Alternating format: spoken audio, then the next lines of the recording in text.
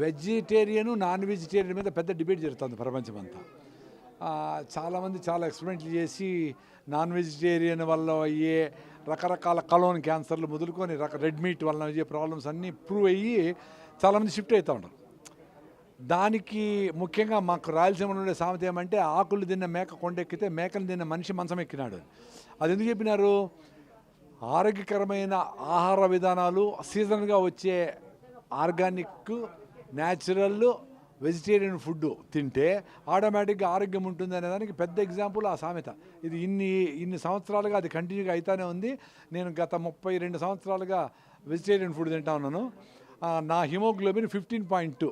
మరి మాంసం తిని రకరకాల చేపలు కప్పలు అన్నీ తిన్న వాళ్ళకి అందరికీ ఎందుకు అంత తక్కువ ఉంది? మాకు ఎందుకు ఇంత ఎనర్జీ ఉంది అంటే సింపుల్ అదే కారణం. అందులోన నువ్వు ఎనర్జెటిక్గా ఉండి నీ హిమోగ్లోబిన్ 15 ఉంటే ఒకరోజు భోజనం చేయకపోయినా, ఒక పూట లేట్ అయినా, ఒకరోజు బయట తిరిగినా, శ్రమ అయినా, ఎండైనా వానైనా తట్టుకునే శక్తి వస్తుంది.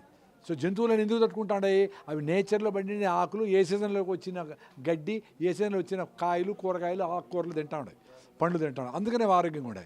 మనం మనకి ఇష్టమైంది ఏ సీజన్లో అని చూడకుండా, సంబంధం లేకుండా తింటాం. అందుకే మనకు అన్ని రకాల ఆహార పదార్థాలు మన పెద్దోళ్ళు తినే దానికంటే అన్ని రకాలు తిన్నా కానీ మనకు ఆరోగ్యం లేదు, మన హిమోగ్లోబిన్ లేదు, మనకు కాల్షియం లేదు. ఎందుకు? ఎండకు పోవడంలే, మనం కష్టపడి పని చేయడంలే, కింద కూర్చొని భోజనం చేయడంలే, అన్నీ తప్పుడు పనులే చేస్తాను. సో నేచర్కి దగ్గరుంటే తల్లిలాగా అన్నీ చెప్తుంది. అవి చేసుకుంటే ఆరోగ్యంగా అందరూ ఉంటారు. మేము స్పెషల్ ఏం కాదు. Like and subscribe Eagle Media Works.